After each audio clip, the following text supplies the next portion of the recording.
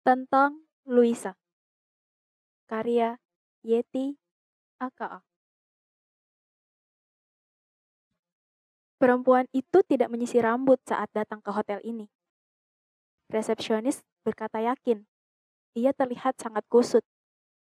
Lebih-lebih rambutnya sebahu yang lebat dan berombak. Seingatku, tambah resepsionis, ia juga tidak pakai bedak, lipstik, apalagi pemerah pipi. Aku menduga ia memang datang dengan tergesa. Sangat mungkin ia belum makan sesuatu pun dari pagi hingga ia terlalu pucat. Perempuan itu segera bertanya tentang kamar 205. Aku hanya menjawab singkat. Kamar itu sudah dipesan seseorang, pelanggan kami. Perempuan itu bersorak. Ya, itu pasti dia. Kami berpapasan saat aku akan turun ke lantai dasar untuk membaca koran hari Selasa. Sementara perempuan itu menuju ke atas, ke kamar tempat ia menginap yang kemudian ku ketahui bersebelahan dengan kamarku. Ujar tamu hotel mencoba mengingat-ingat. Aku mengangguk padanya, dan ia diam saja. Mungkin ia sedang memikirkan sesuatu yang jauh berada di luar hotel. Atau mungkin ia hanya sedang tidak berniat basa-basi. Waktu itu ia mengenakan blus merah marun. Esok paginya, aku baru tahu kalau namanya Luisa. Ia perempuan yang murung. Demikian pernyataan penata taman. Tapi ia cantik, tentu saja. Sore pada hari pertama kedatangannya, perempuan itu turun ke halaman hotel. Ia bersikap seperti seseorang yang tengah menunggu. Ia melihat lama-lama ke jalan yang berdebu. Menghembuskan nafas. Mengibaskan poni dengan gelisah. Mendadak terdiam. Lalu cepat-cepat ia menggelengkan kepala. Seolah-olah ia sedang memerintahkan pada dirinya bahwa ia tidak boleh menangis di sembarang tempat. Langit cukup terang di sore itu. Hujan memang kadang turun di malam hari. Itu pun hanya hujan ringan. Tidak pernah cukup meluruhkan debu-debu dari pohon-pohonan. Perempuan itu berjalan lebih dekat ke taman di mana aku sedang mengamatinya diam-diam dari bawah pohon beringin. Di taman, ada anggrek bulan dan kembang melati putih sedang meruap keharuman. Kalian gardener hotel ini? Perempuan itu bertanya dengan suaranya yang jernih. Tidak, kami penata taman yang hanya bekerja beberapa hari saja di sini. Aku yang menjawab. Oh, penata taman profesional? Ya, kira-kira begitu. Namaku Luisa. Aku selalu menyukai taman, terutama taman kota yang lebih luas. Di rumah, aku punya taman yang kuurus sendiri. Dari kecil, aku terbiasa melihat ibu merawat banyak sekali bunga di samping dan halaman rumah kami. Luisa terus berceloteh tentang taman di sudut rumahnya yang ia tata bergaya minimalis. Sesekali ia menyinggung soal ibunya yang menanam semua tumbuhan hingga pekarangan rumah mereka mirip hutan. Seterusnya ia berkata, "Ini pertama kali aku datang ke sini tanpa seorang pun yang aku kenal kecuali seseorang yang telah berjanji menemuiku." Setelah itu, Luisa banyak memandang kosong ke arah jalan, bertambah murung. Tukas penata taman sembari menunjukkan tempat persisnya Luisa berdiri. Perempuan itu datang kembali ke lobi hotel pada pukul 7 malam karena penasaran apakah seseorang itu menelpon lagi dan memastikan kedatangannya. Kukatakan, tidak. Ia tidak menelpon. Perempuan itu mendesah tidak jelas. Aku berpikir seharusnya ia bisa saja menghubungi lelaki itu dengan mudah. Semua nomornya tidak aktif. Aku tidak tahu apa yang harus kulakukan, kecuali menunggu. Kata perempuan itu seolah tahu apa yang kupikirkan. Aku menatap simpatik pada mata perempuan itu. Ia tampak kebingungan, lalu pergi begitu saja meninggalkan lobi hotel tanpa berkata apa-apa lagi. Kemudian dengan cepat, pembicaraan tentang perempuan yang menunggu seseorang yang mungkin saja tidak akan pernah datang menyebar kemana-mana. Semua orang yang berada di hotel, baik tamu, karyawan, hingga penata taman, menjadi akrab dengan nama Luisa. Sungguh, kami tidak pernah kedatangan tamu yang membuat kami amat mudah menjadikan ia bagian dari diri kami sebelum Luisa menginjakkan kaki di hotel ini. Ia membagi-bagi kemuraman hatinya ke banyak orang, dan kami semua menerima begitu saja. Suara resepsionis lirih. Tamu hotel itu kembali berkata, secara kebetulan kami, aku dan Luisa, turun bersamaan untuk sarapan di restoran hotel di sisi kolam renang. Kali itu, ia tersenyum lebih dulu. Aku membalasnya tanpa berpikir lama. Ia mengenakan syal hitam di leher yang panjang, rambutnya diikat agak tinggi, membuat ia lebih segar dari pertama kali aku melihatnya. Kami tidak saling berbicara selama sarapan, meski meja kami berdekatan. Aku juga tidak ingin mengusik hatinya yang rawan. Ia tengah menunggu seseorang yang barangkali tidak akan datang. Maka, aku mengambilkan ia segelas kopi hitam, dan setelah itu aku berniat memberikannya sendiri. Aku ingin jalan-jalan di sekitar kolam renang, sekalian membersihkan udara kotor di dadaku. Udara di sekitar hotel sangat segar bila pagi hari.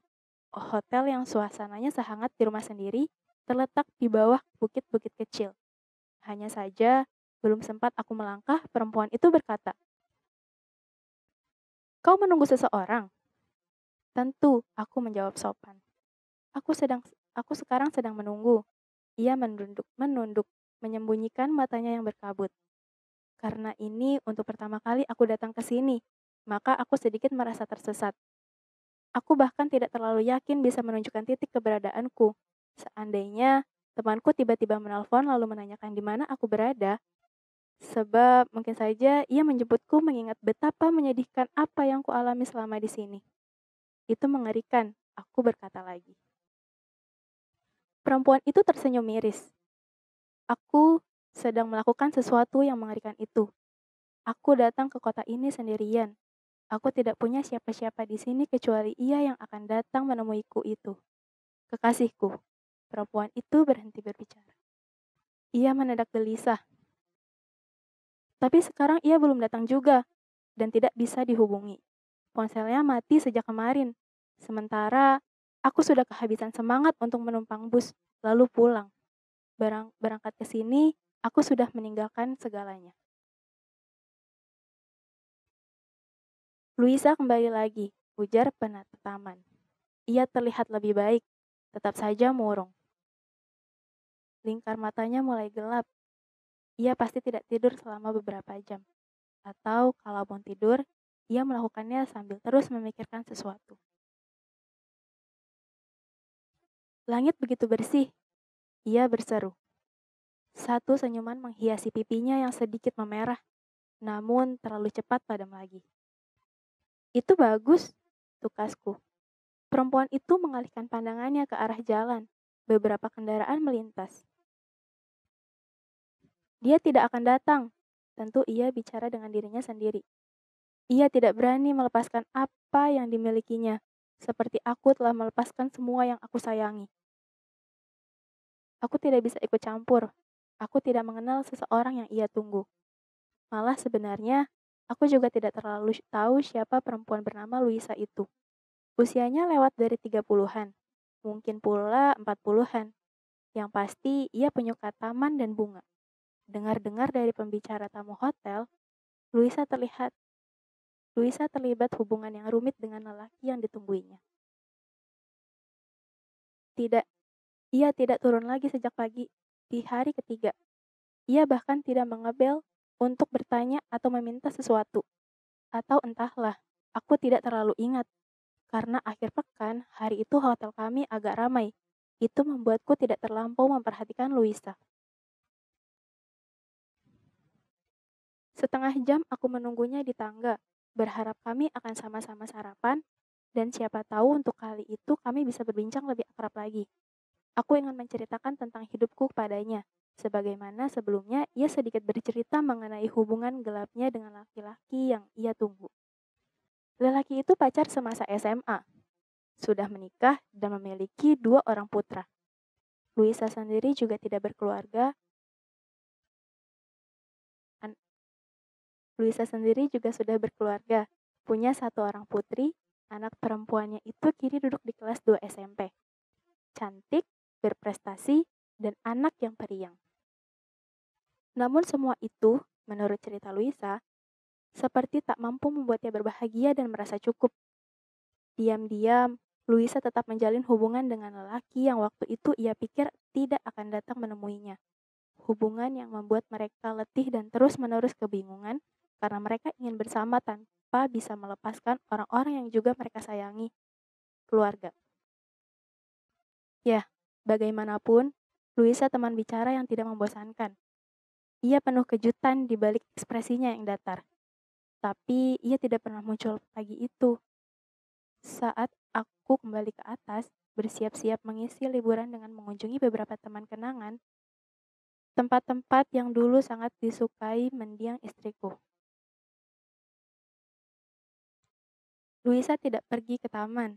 Aku melihat ia hanya berdiri di balik gorden putih dan tipis, menghadap jendela yang ia biarkan terbuka sejak kedatangannya.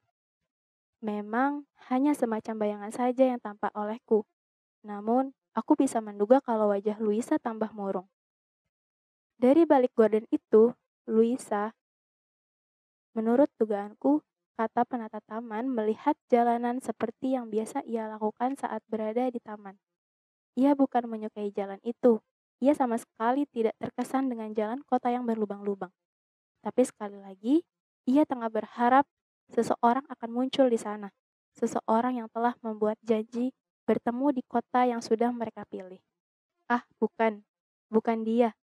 Melainkan lelaki itu yang memilih, sebab pada satu waktu lelaki itu pernah menghabiskan tahun-tahun menggairahkan di kota ini saat ia melakukan penelitian naskah Melayu bersama koleganya. Berkali-kali lelaki itu bercerita pada Luisa betapa ia ingin suatu hari mereka bertemu di sini. Dan itu tidak mungkin pertemuan biasa. Luisa sudah datang dan ia menunggu nyaris putus asa. Perempuan itu menghubungiku dari kamarnya. Tentu saja aku begitu terkejut karena aku nyaris melupakan kalau Luisa selama 2 hari tidak pernah keluar kamar. Bagaimana mungkin aku seceroboh itu? Sesal resepsionis. Luisa mengatakan kalau ia akan segera check out dan meminta petugas mengantarkan Bill ke kamarnya. Dan aku masih berbicara dengan Luisa ketika lelaki itu muncul di hadapanku. Seseorang yang wajahnya, walau sedikit tirus, masih kukenal dengan baik dan beberapa waktu lalu memesan kamar 205 di mana Luisa tengah menunggunya di sana. Halo, halo, halo, suara Luisa memanggil-manggil. Aku menutup telepon gemetar. Tidak, aku tidak mendengar apa-apa. Pertemuan mereka begitu senyap. Tamu hotel menggelengkan kepala dengan mimik sedih. Dari taman, aku melihat 2 bayangan bergerak liar di balik tirai putih yang jendelanya masih terbuka seperti hari-hari sebelumnya. Mereka sedang menari. Penata taman sejenak termenung. Atau bisa jadi sedang terlibat pembicaraan yang sangat menguras emosi. Ah, aku tidak bisa memastikan. Kemarin, pagi-pagi sekali, petugas kebersihan hotel menemukan tulisan di pintu kamar 205. Kami letih dengan perasaan kami sendiri. Kamar itu begitu sunyi, begitu mencekam. Hingga seseorang, barangkali tamu yang berniat mencari penginapan, berteriak kering persis di bawah jendela kamar 205. Terima kasih.